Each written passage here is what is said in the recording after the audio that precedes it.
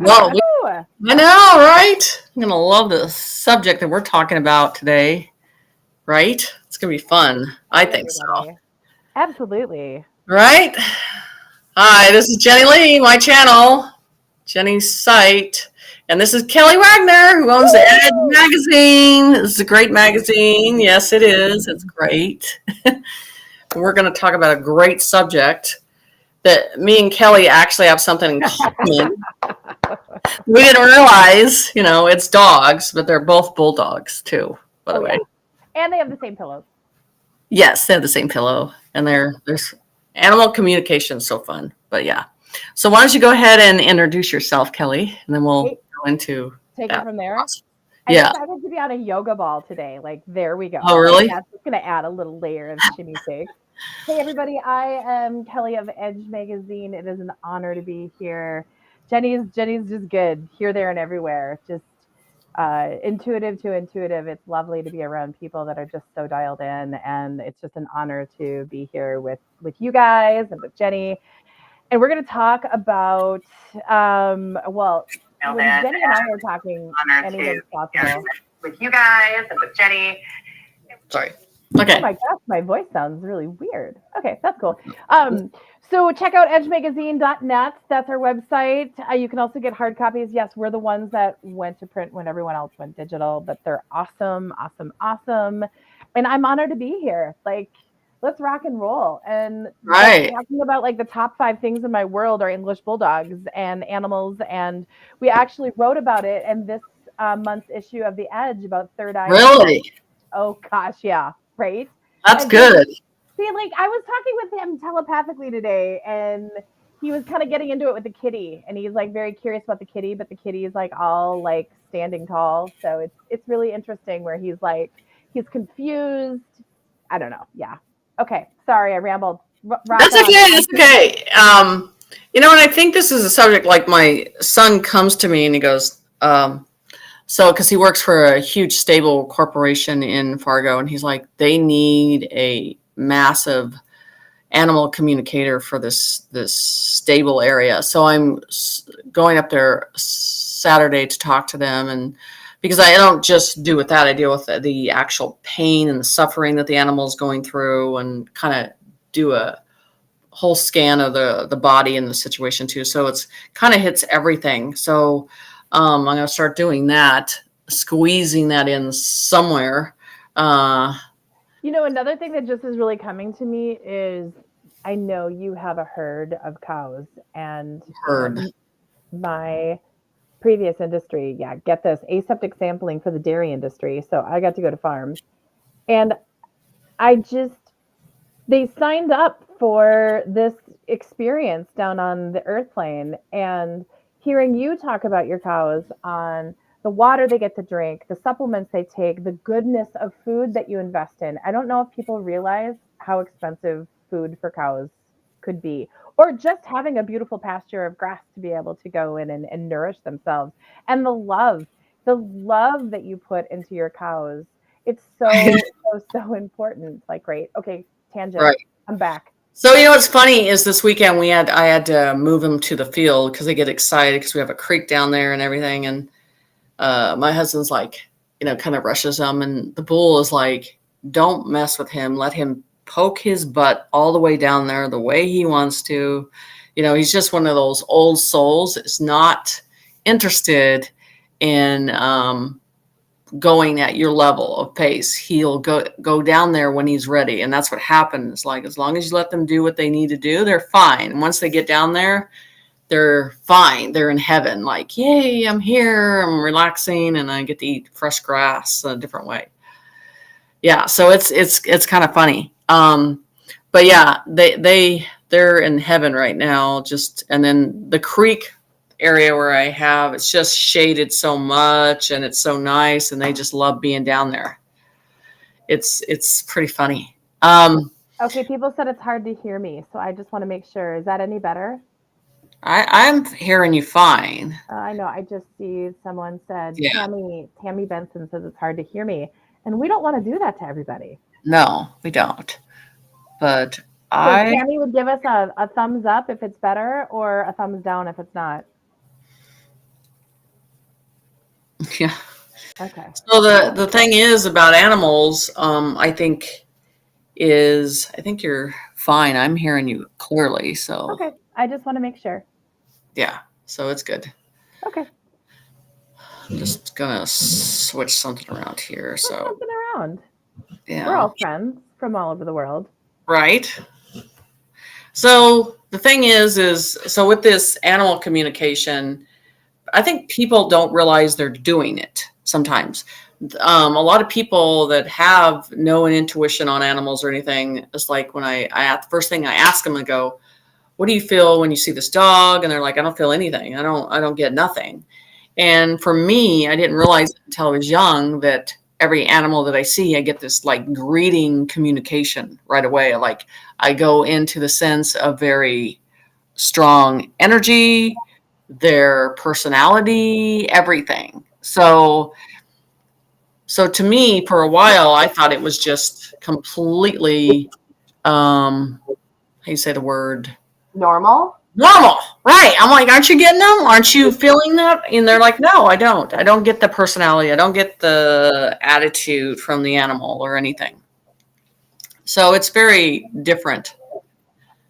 So, so that's what I realized. And then when I was young, I always had an animal in my bed. So it was just something that I felt comfort in. So I always had animals completely around me 24/7. Oh, I'm reading a new book. Of course, we did it in the Edge magazine. Like, and I'm only on like page 50, but it's Right. called Animal Way Showers: The Light Workers Ushering Us into 5D Consciousness. And it's all about how these animals have chosen to be like our partners in crime and assist us in other areas, whether Mhm. it is a horse or a bird or a cat or a dog.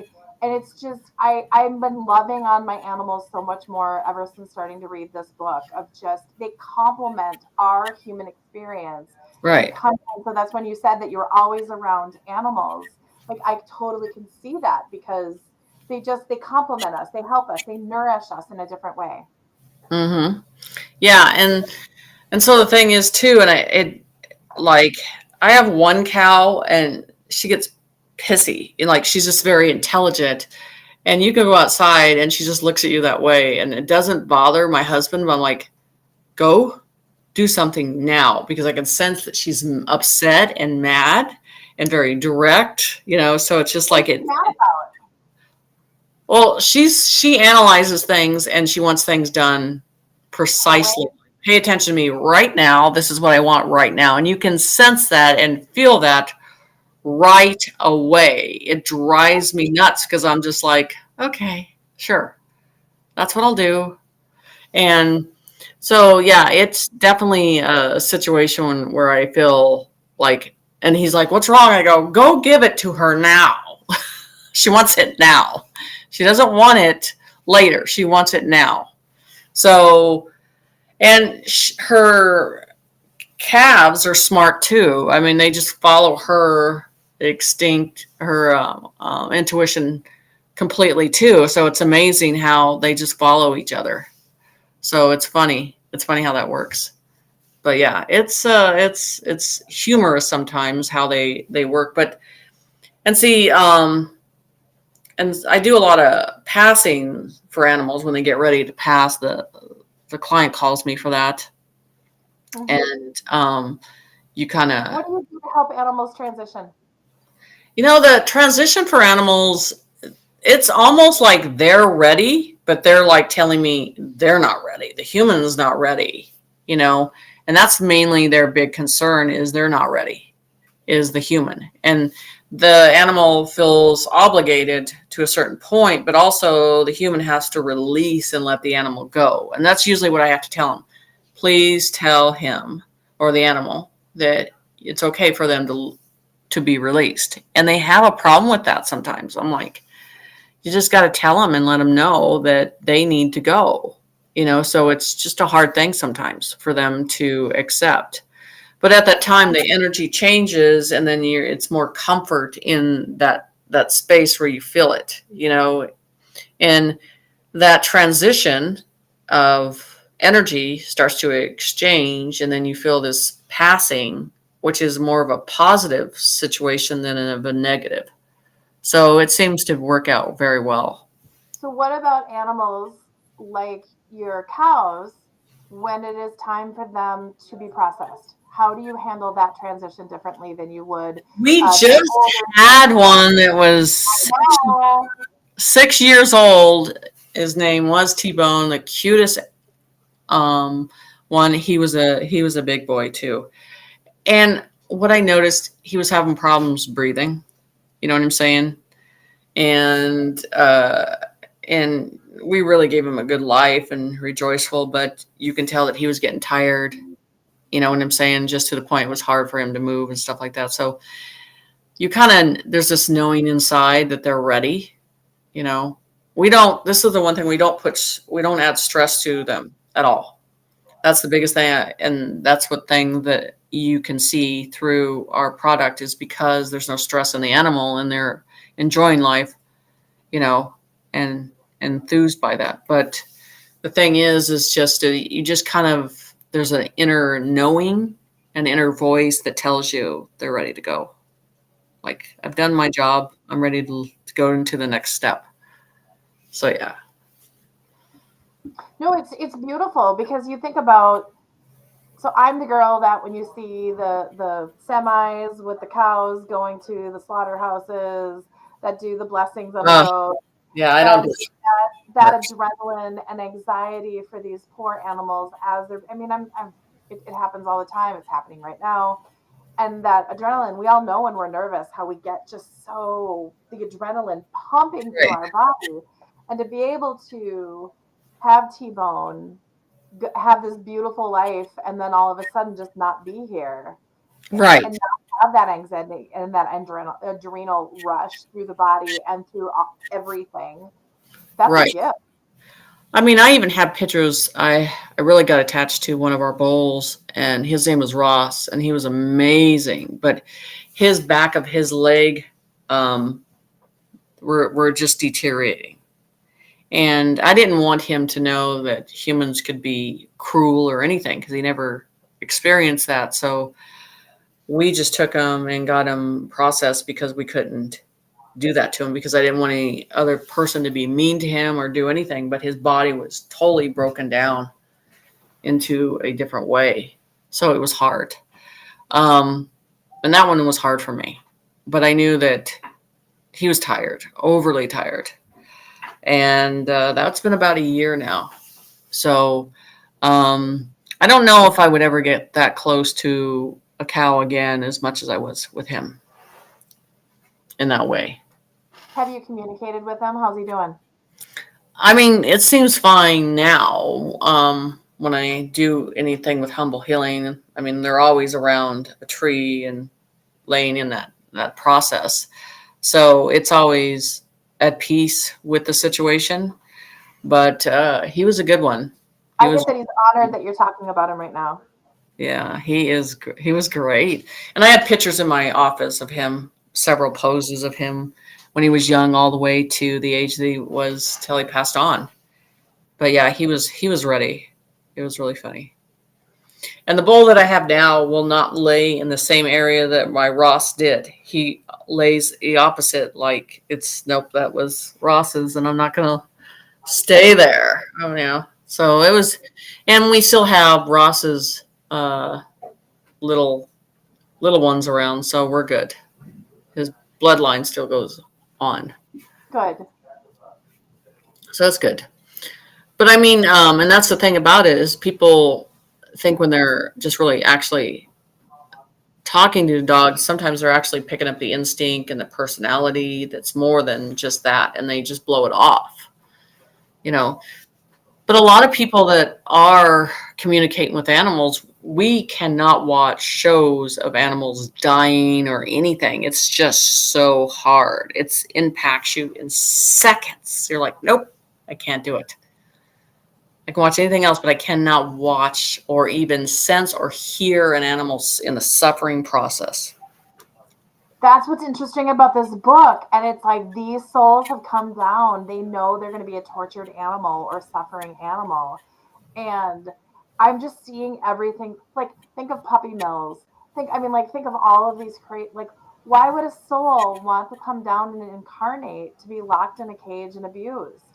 And then it's like, oh, oh yeah, I'm the one that has to turn the channel. Like, Yeah, oh, it's I can't, like, right. My dad used to train dogs. So we had I grew up with German Shepherds and Rottweilers and Doberman Pinschers, and he had a very aggressive form of training these animals. Like, it was really mm, hard to watch.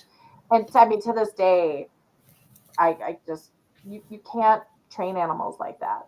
mm. No, it's hard, and I especially when they have a wound or they're sore. I mean, it's just find a way to have them not suffer.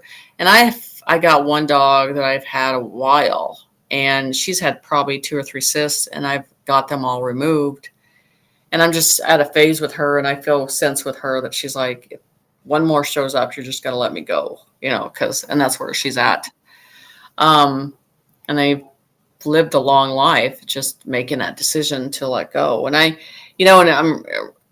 really feel it with wild animals too. It's really hard to go to a zoo or anything like that when they're encaged SeaWorld, into.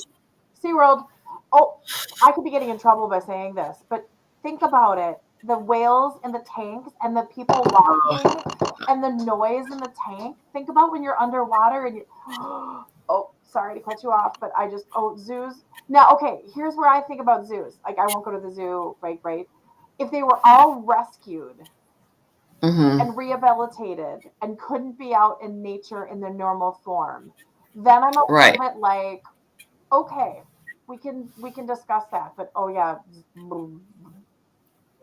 right, yep. exactly. Yes, thank you, Patricia. Zoos are prisons, poor animals. Yeah. Again, I think there's research and studies, and I think we could get someone, and it would be interesting to get someone's point of view that is a complete amazing animal activist that works in a zoo. It would be interesting to hear their voice and their side to it, because you know that there's their intent is positive. And it's funny too. You go to these wild animal parks like in Montana and all this, and these people think that these animals are tame. And I've seen so many people get killed at these wild animal parks because they, for some reason, in their mind, they think they're like a tame animal. Like, no, you approach them, they're going to take you out. Buffalo's the number one. I mean, and you can kind of sense with buffaloes, their attitude is like, get a little closer. I'm going to warn you, Yep. but then you're going to go be flying in the sky. And that's what happens. They just got to push it to the brink of the situation. I've seen that, and mooses too. I mean, it's just crazy how people think they're tame. And then I've seen, I think in other countries where you're driving through with your car and they have these lions and people decide to get out and they don't understand the power of what they have. And then all of a sudden they're just dragging the person off because That's that's, survival of the jungle. If you get out of your car when there's lions around, that's free will, and good luck to you on that. yeah, there's nothing you can do. So off you So said about Blackwater. Tell me, have you seen Blackwater? What's Blackwater? Ooh, turtles in Hawaii. Yeah. What's Blackwater? I don't know what Blackwater, I don't know what the Blackwater is. Okay. I've never heard of that one. It might be somewhere, turtles in Hawaii. Um, Yeah, I just don't like the in captivity where they are repeatedly doing the same thing over and over. Circuses. It's crazy for them to Circuses. be contained like that because of our entertainment. I don't feel it's right. So Um, Blackwater is a film about whales. Oh, I wouldn't even be able to watch it. Like, right. Like, yeah, that's hard to deal with. Whales are very intelligent beings too, in that way.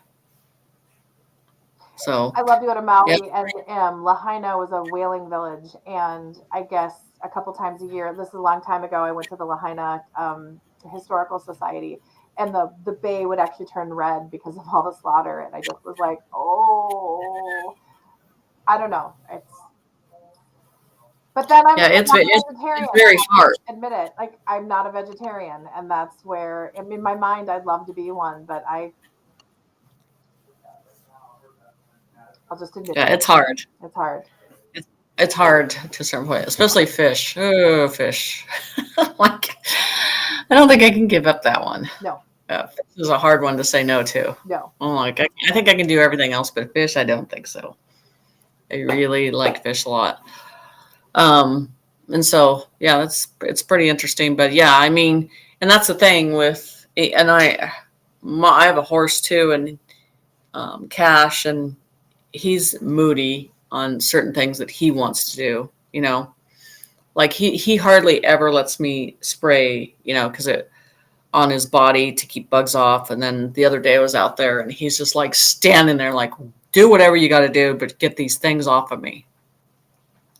So it's pretty funny how they react at certain times, that they'll let you do certain things to them, and then when they see the benefits of like, okay, this is all right.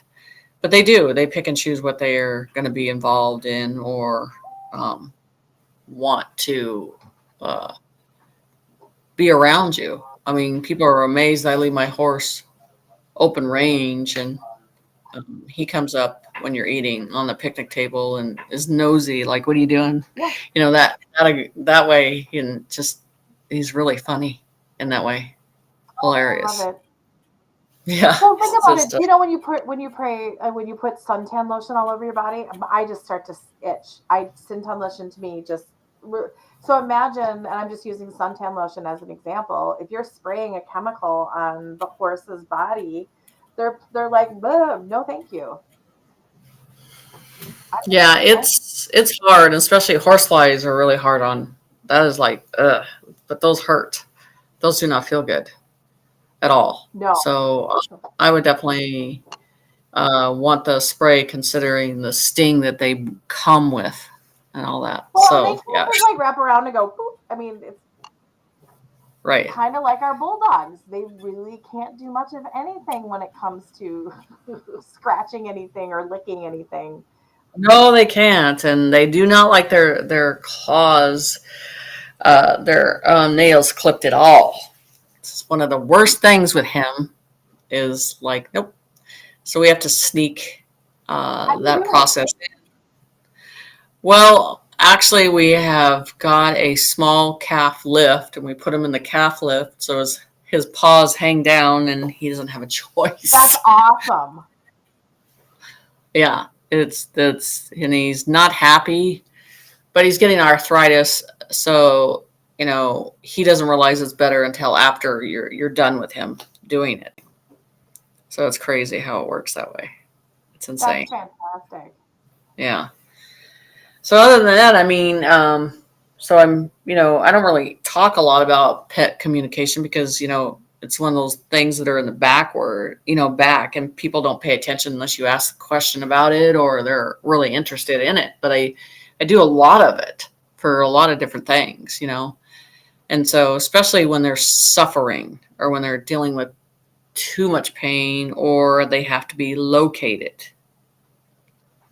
Oh yeah. So that's one of the big that stuff. Yeah, it is. So do you have a favorite story of something that you do with an animal that you communicated with in X situation, and because of your involvement and your gifts and abilities, it had an optimal outcome? I think it did. Big one was with Ross because I went and saw him the morning before they were going to take him, and his energy and everything was just like, it was the sense he's just like, I'm tired. I'm so tired of being tired. You know what I mean? And there's a knowing that he knew that he was ready to go. It wasn't me pushing him. And each cow that I think that's on the edge of it, I'm like, it's up to you. You can decide make this decision, you know, and they do. I let them make that decision. So that was a moment of realness with him that he said, I'm good. Let me go home. Yeah. And kind of like, hey, thanks. This was fun. Yeah, I had another cow that she gave birth to a big calf. when you give birth to their legs and their back end don't work anymore. It's like rubber. So they have to lay down for weeks and weeks until they get back into the situation. I was giving her hay and water, doing what I could. And I finally just sat down in front of her and I said, it's up to you. If you want to live, you got to stand up. But if you want to die, that's up to you. It was really funny because the other cows were on the other side of the fence and they're all looking at the cow going, she's going to die. She's going to die. You know, they're all lined up. And the minute, and I don't know how, and I think Spirit was involved in this one. I was by myself, what I shouldn't have done. I lifted her up by her tail, stood up with her, which I don't know how because we're talking a huge weight. And when she stood up, all the cows on the other side did a 180. And they were like, did you see that? she stood up. I thought, you can tell that the cows thought she was a goner. And then she started walking slowly and got back into walking around, and she made it. She made that choice. So, yeah, there's stuff like that you put time and energy into, and you just wait and be patient with them for them to make the decision. Well, and honor it. So if you lifted her and the tail, I mean, how is the tail going to lift, right? You gave her the shot. You gave her the chance. But I definitely believe there was something behind me helping me because I'm like, there's no way I lifted that cow up by myself because it could have crushed me. But she stood up and she looked at me, and it was really funny because the other cow's like, oh man, I thought she was dead. It was like a conversation with them, and they turn around and go, whoa, so it was pretty funny. How that happened. But yeah, it was pretty unusual to they decided to move on and live through it. Yeah. Well, I mean, you've given birth, I've given birth. After doing that, you really kind of and then you take a baby cow with these long legs and yeah. I mean, that's I mean, yeah, it's not fun. It's you take it to heart because these mother cows, when they lose a calf, they're heart-wrenching. The mothers are so sad because they feel like what they've done and they messed up. You could feel their burden and that they feel sad, and it takes them a while to get over that. They'll try and try and try. If there's just a sick calf and you can't do anything about it, it weighs on them for a while. I've seen it. It's crazy. I'm sorry. Off the Hook just said, my son broke out of me like the Kool-Aid man, and I can just see what they're saying.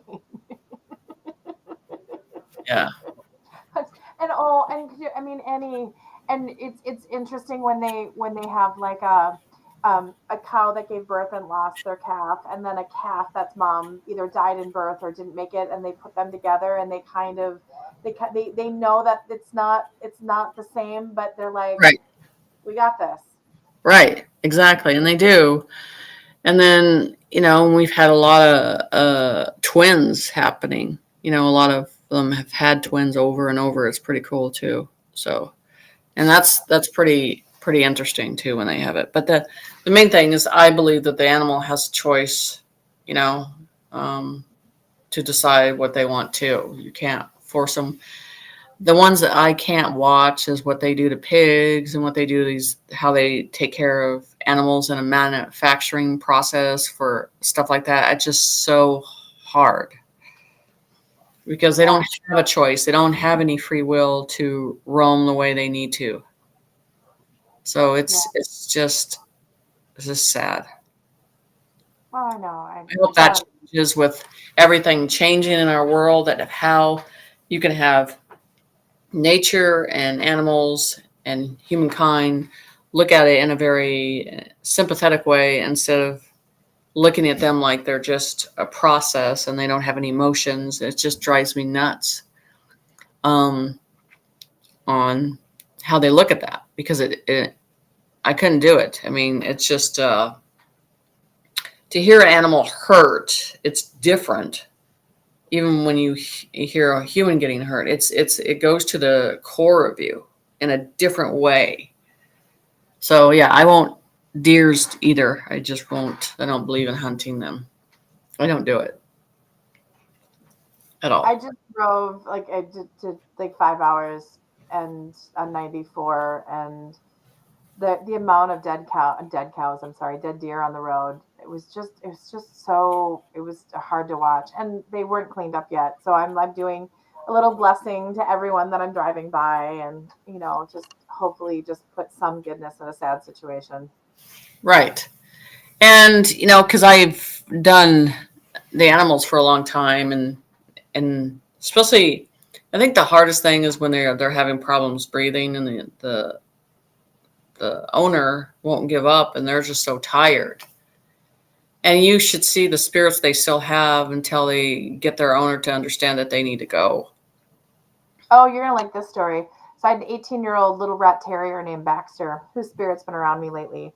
And I this was like 4 or 5 years ago, and we were gonna put him down Memorial Day. It was time. Like we could just tell he was giving us, Right. and I just tuned out. I was like, I don't want to do it. I don't want to do it. We'll do it later. So I had a trip to Chicago that when I came back, I said, let's put him down to do it together. So I'm talking to my husband, no lie. I'm at O'Hare Airport. I'm at the gate, and my husband and I are talking, and he's like, holy, oh, I can't, can I swear on that? Never mind. Yeah, you I'm can. a swear word. He's like, holy shit, hold on. And we had our backyard, and it faced a golf course, but it was like woods around it. And there's our dog Blue's barking, and it was this pitch, when they are barking, and there's barking, and then there's barking, and then there's like this panicking barking. And my husband runs to the dog, and over the retaining wall, we see Baxter, the little rat terrier who's 18, who is, by the way, deaf and blind at the time. And he's just in the backyard, eating, doing, sniffing around. And a mama deer jumped our fence, and my husband looks up, and mama deer is doing this to Baxter. Because I'm assuming Baxter got by the baby that she just had. So she Right. was in full mama defense. So he calls me back. The deer broke his back. I mean, little rat terrier. Right. He's like, what do I do? I'm at the gate. I'm crying, Right. losing it. He's like, I've got to. I'm like, you got to just go to the vet. So we call the vet, and we're there. So I'm FaceTiming my husband as they're putting the dog down, crying. O'Hare Airport, Yeah. and we get through it. One person looked at me. One person came up and gave me a tissue, and it was a soldier, and said, ma'am, I'm so sorry. What's going on? Whatever's going on, I'm so Right. sorry. Everyone else just stared at me like I was a freak. But Mama Deer, we put him off, and Mama Deer came in and finished it. Like I can take a step back now 5 years later or whatever it is and go, oh my gosh, like he was ready to go. Right. And Mama Deer did that, but damn it. Right. Yeah, it's trauma. It just traumatizes you and how they go and all that stuff too. So it's a hard situation, but yeah, it's an incredible Yes, Mama Deer did help him. Thanks off the hook. Yep. witnessing it. Jenny, But I what tell you, do? humans are selfish when it comes to animal suffering, though. I've I noticed. know. I was selfish. I learned my lesson. Like he was telling me, and I tell people, like they'll give you a sign. All of our dogs have given us a sign. They give you that, and Baxter gave it to me. I just was like, I put too many animals down, and I just was like, I wasn't ready for it. So I was like, let me go on my trip, let me come home, and I promise we'll do it. Yep, I know. It's just a situation. But yeah, and that's when. Well, it's not only that too. When I deal with, because I do a lot of transformation for hospice. And it's the same situation. A lot of what I know is the one that is passing on. They want to die alone. They don't want to watch when people sit there and watch him go. It's not an enlightened situation. The biggest thing I try to get people to understand is allowing them to go. You have to release them. They want to hear that you're ready to let them go. And that's a lot of reasons why they hold on.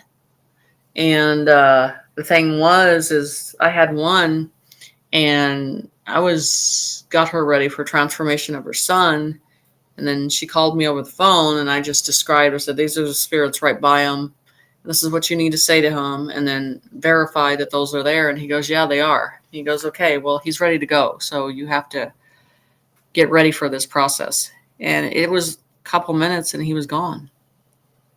But she was inspired by that because she was ready for it, and she was ready to help him get there through that. And I do a lot of that process for, I don't like them calling I don't know what to call it, a death wife or whatever. I think it's wrong, and I think it's a transformation stage of light that they go into. And you really have to be able like death doula, like a transformation doula. Yeah. Transformation concierge. Yeah.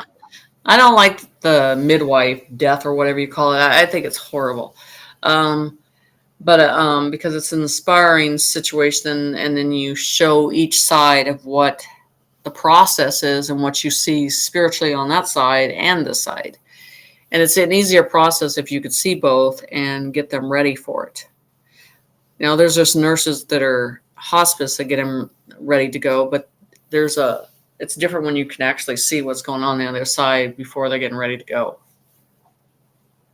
Well, tell me, and tell the audience, what do you see when you see spirits that are waiting? So it's not your relatives, by the way. They're called transformation spirits, and that's their job. Everybody, I don't know, that program that everybody says, well, it's your aunt, your uncle. I'm like, no, it's not. There's these transformation process. Once you get up there, you could see them, but the transformation are these beings, and they come in, and that's why people are looking up, because they're already seeing them before they're ready to go. They're just like, I don't know if I want to go and hang out with them, but there's always a process. So they're very patient, these transformation spirits. And they'll say, he's resisting a little, doesn't believe it yet, So then you kind of have to do it in a slower manner of showing them that, do you see this to your left? And they're like, yeah. So it's different when I see it and then I'm explaining it to him and I'm seeing that too. It gives them more comfort of what's going on versus not knowing, When you say they see a family member, do you think that if something, there's like struggling or this resisting, do you think the transformational guides might call in a familiar soul to come in, or maybe even do like an image or an essence of that, so that the human on the 3D can have that connection going, like, they don't. I've asked this several times, and they're like, no, that's not their job. The family member is not their job. And this is the furthest thing. They did not listen to you when you were here. What makes you think you're going to listen when they're up there? Okay. They keep telling me that, so, because it's an energy, it makes you feel comfortable. And that's why another thing that upsets people when they talk about a man and a wife dying and they go pass on and they're like, they think they're together. I'm like, no, what? No, that's in your mind. They're not married. There's no marriage situation. It's like a different brother-sister energy. It's not something you have to be around all the time. So it's just, it's funny how clients get upset. They're like, they're not together. They don't have to be. No. That's here, not there, So, and they have free will of deciding, and it's easy to see them come in. I mean, they know when you're right in there thinking about them, they show their appearance. But what it is, thinking, well, I've been with this person for 50 years and you think I'm supposed to be, the spirits are like, I'm supposed to spend eternity with her. And I'm like, yeah, I guess they think that. No, it's not that way. So it's kind of, people think that Jesus, right when they die, Jesus is out there in front of the pearly gates, ushering you in, saying welcome. Like, right? Come on. Right. Well, that's the church's program. So, and that's the thing. It's just, they're just ready to go. After they're ready to go, and after they get into transformation stage, which is the spirit released, they're like, oh, this isn't as bad as I thought it was. Where I feel good. The first thing they say is, I don't feel my body at all. I don't feel the vessel. That's the first thing they show me. So, and that's the thing is, once they realize they're not feeling any type of human component in their body, like there's nothing, I don't feel nothing, I just feel light, I just feel frequency flowing and all that stuff, then they kind of really are like, oh, I'm more open to seeing this. And it's pretty good. And that's what I think people don't understand when they talk to me, even mediums or whatever. And I think I had this the other day with Eliana, we were on the show, and when I tell you I could see through everything, I could see through everything. You know what I'm saying? And I got the spirits telling me something about a person, why they're saying something different. It's just blah, blah, blah, blah. They don't get that. And I'm like, do you understand that I know what they're saying behind you or on the side of you, or you know what I'm saying? I think they think that mediumship is a closed circuit and they don't tell you certain things. They tell you everything. They tell me everything. What you're doing right and what you're doing wrong and what they're saying. They're ahead of the game on things. So it's pretty funny on certain sense of things. And then when you do say something that they know on that side, they'll shut down. They just freeze because they don't want you to go into it. The human, like, whoa. How do you explain, or when you talk to people that have had near-death experiences where they've gone, they've seen the light, they've been with the transition team for 30 seconds or 10 minutes? I don't know. What's your insight on that? Because what it is the transition team is looking at you, that soul, as your limited veil of understanding. They're going to adapt things to your veil of understanding. You have people that see a white Jesus. There is no white Jesus, by the way. And they just present that because they know that you can accept that. And then there's someone that looks like Buddha, and they can accept that. So as you evolve, then you're accepting the actual form, the actual presence that they are. It's like, I'll accept you as your original form. And that's what I teach my students in class. You have to ask them to show their original form so your mindset can adapt to looking at things that are not in a human form.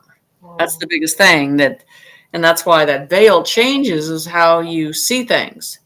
See, what people don't understand is when you start to see spirits on the other side and you start to see beings on the other side, any type of programming, a prejudiced attitude is gone, because your mindset adapts to the trueness.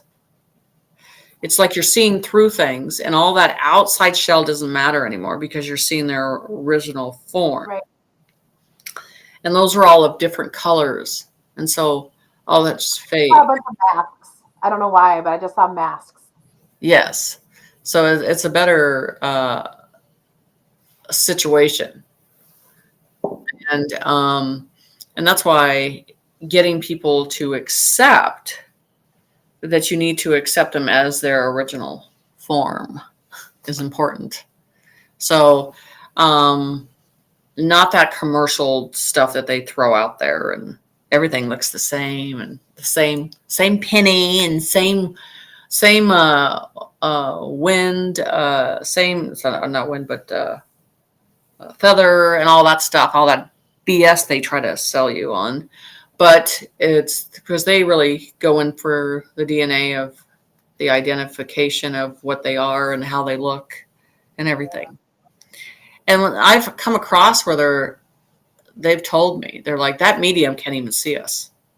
I don't know who she's talking to, but she's not even seeing us, and I'm like, and I ask, and then they shut up. They're like, what's wrong with you?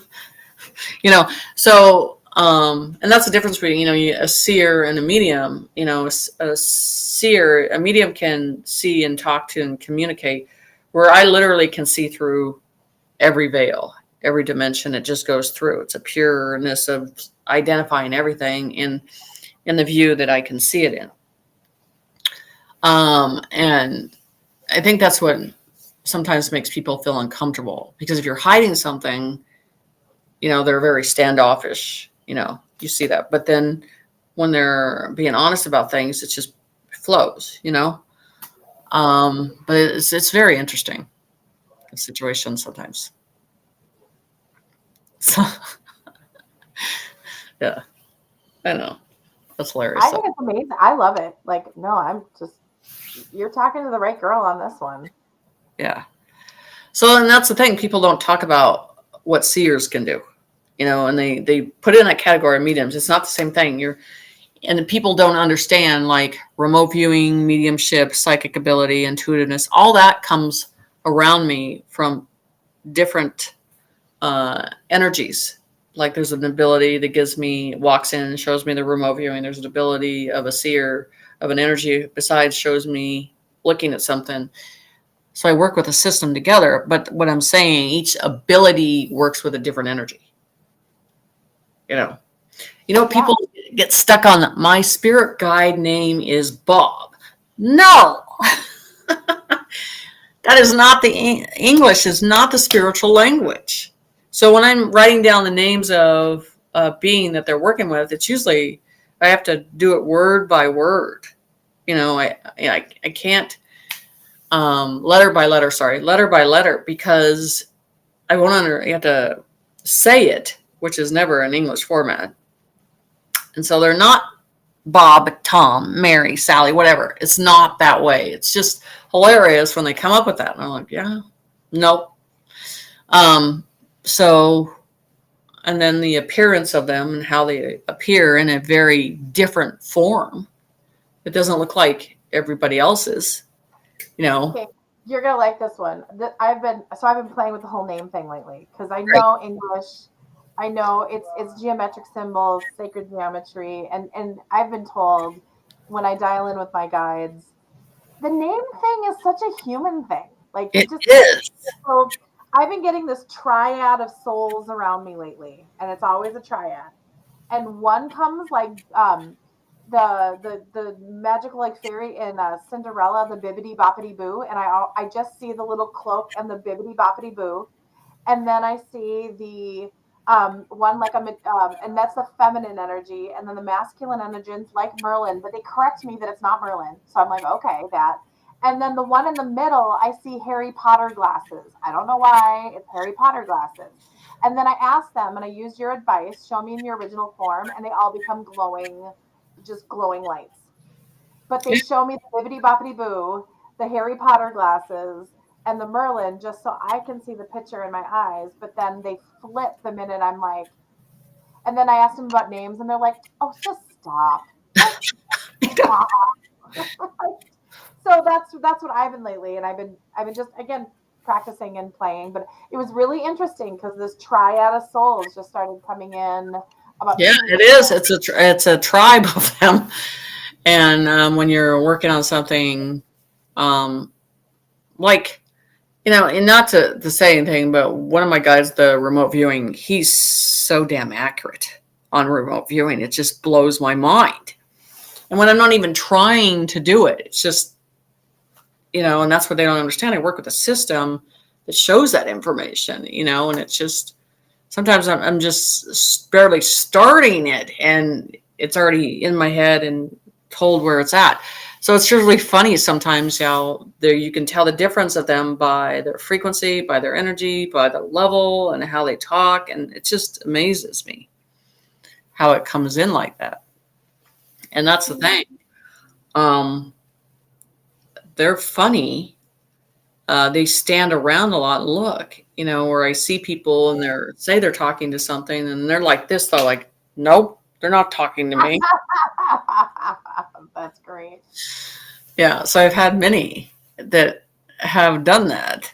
They're just, what's going on here? I don't know. I haven't figured it out yet, but it's just wanting to entertain versus getting into the information. And that's where, when I deal with teaching, it's all blindfolded, because they're like, you can't reach to any props. You can't come up with these other names. You got to go right here and focus right here and be blind in it. Because that really, enthuse the trust that you have with the spirit, because you're like, it's me. That's it. You got to trust me. And I mean, as in their guide. So, and that really gets them more in that raw trust, you know. And that's instinctively with animals, because it comes in faster than it does with humans' spirits, because they're already in it. The animals are already in that process of intuitiveness and connecting with that. So it's really funny how you have a spirit on the other side, and a woman's asking you questions, and they're literally spilling the beans on her on everything that she's after. And I've been in those situations. I'm like, gosh, I don't want to do this, you know, because literally it's very raw. So it is. And sometimes they talk about stuff that the human doesn't want to talk about. It's true. It's just like, they're not talking about what you're doing. They're talking about what you're doing wrong right now. And they're not happy about it, you know. So it's just, it's funny how they do certain things and their interpretation of information. And even aliens too, you know, it's a realm that all of a sudden you see these people and they're saying they're talking to aliens, but the thing is, they're like, Jen, if they were talking to us, don't you think, like you do, I do with spirits, I go, if you want to step into the picture, that you can. And I get a lot of pictures of that. Don't you think to verify it, don't you think they would ask us to step in the picture or see a form? They don't do that. They don't do that because we're not doing that. We're not working with them. That's what they said. They would verify it through a picture. You would see us in the back aspect of the back, just like you do the ships, just like you can see certain things. You can still see us in the back too. But they don't have that either. So it's just really funny when they're like, there's ways to verify everything. Even if it's in a 3D view, there's still a way to do it. You know, just ask us. We'll step in, or we'll feel comfortable not stepping in. But there's a way to show that. And that's why I enthuse my students to always take pictures. Always, you know, because it'll show you how comfortable they are with you by doing that. Oh, absolutely. So Andreas wants to know, are you talking to ghosts or actually talking to aliens? Okay, well, ghosts are on this realm, and it depends if they're a walk-in ghost or another spirit. So the thing is, by what I've done for a long time, you have to set your rules and regulations with them. So I normally don't have a bullshitting ghost coming at me trying to play a game, because I already know I'm not going to even acknowledge it. And then you have the ones that are just barely into the paranormal. Those ghosts are like, it's time to mess with somebody, you know. And so there's a veil sometimes where I go to these places and people are amazed that I'll just sit down at a table, and they're like, aren't you going to walk around? I said, no, they'll come here. They'll come to me. So I just sit down like, you know, you would have a negotiation, and I see them coming in, and then I just write and talk to them, and my veil of understanding accepts for what they are. And I'm not going to jerk or run the minute I see them, because I've been seeing this view for a while. What spirits make fun of in haunted places is they're like, if we actually showed ourselves in that form, they would run, because their veil of understanding is limited to accepting it. But if you actually sit down in a situation of negotiation and want to really communicate with them, and they know that you have the veil of understanding it, they will show themselves. They'll talk forever. So it's pretty funny. And there's a lot of places that rat out the owners of what they're doing and how they're treating us like a freak show and all that stuff. That's the thing you think about, let's say X place. I'm not going to even name a place, but they have tours and they have died all the time, and it's like a freak show that they would. And some of the paranormal investigators that I've got to know that I really respect, really like what you said. Like I sit down, I talk with them. I have a respect, and there's that equal energy exchange. And I really, Well, this is, I had a situation at the Palmer house, and I was pissed off. The spirit was pissed off because when I go in a building like that, I like, don't tell me nothing, because I have a talk with the spirit before I even get there, and I got there, and it was a big basement, and they're like, go here, go left, go right, and I'm right underneath a stairs, and he showed me I didn't have one of my legs. And he showed me the fight he got in, or skull and everything, and how he got hit on the head. And he says, and I'm like, his body is buried there. And she goes, I found bones underneath there. And I'm like, well, you need to give them back to the proper person, because he doesn't like you doing that, at all. So they're very blunt and upfront about that stuff. And when you have a place and you're making money off the paranormal, I see a lot of those people end up having cancer because of what they're doing. It's like, you are not letting them have rest. You're not letting them have the spirits have peace. And on the other side, it's not going to be good for you when you're getting sick, because they're going to do the same thing to you. They're going to taunt you the way you're doing it to them. And I've told people like that, you can't do that to them. And so, and I know several people that have worked there and all that stuff. And it's just, all it wants is peace. And they told me spiritually, he says, one day this place will burn down. And I believe that they'll do it. I believe it. So, not a good situation. I was interviewed by Greg Bakken of Ghost Box Radio, and he has such high integrity, and I really respect him. He was really explaining, and Shar Savoy from Charvinity, and they were really. Those are just two people that I have an example of. Just, I think they have a really high regard and a respect for everything involved. Right. And I really appreciate that. Right. It is. It's really nice on when they're ratting the owner out, and they'll tell me, they're using a Ouija board. Are you using a Ouija board? Yeah. Like, they don't like that. It's the first thing they don't understand, that the spirits will rat the humans out. They're good at doing that. So it's pretty funny. So, yeah, I think this has been a good conversation and a good Absolutely. We went full spectrum on this. I know. Questions for us? I know. It's hilarious. It's hilarious. But, yeah, and I think we're setting up a couple private VIPs because I think now that I have my obligation to what I need to do and not take care of a bunch of people, I'm going to be traveling this year and doing stuff instead of staying in one place all the time. So, gotta get out there, Jenny.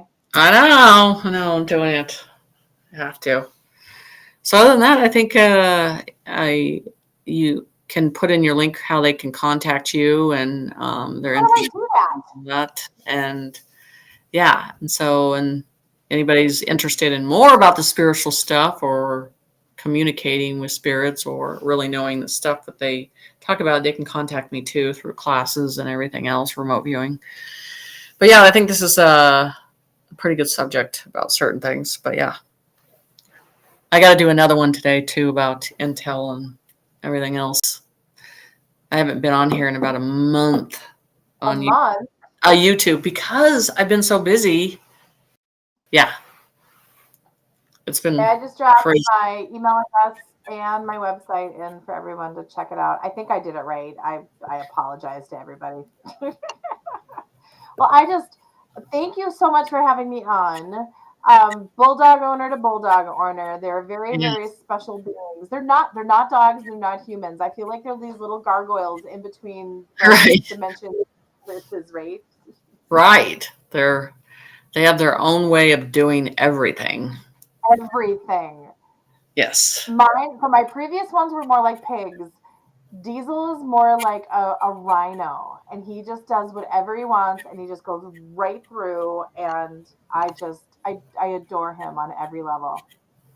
Yeah. It's great. And ours is getting to the age where he's having problems breathing, and his transformation's probably about a year out, but you Yeah, know, it's going to be pretty intense for that. So, I get it. Oh gosh, I get it on every level. We just love them. right, exactly.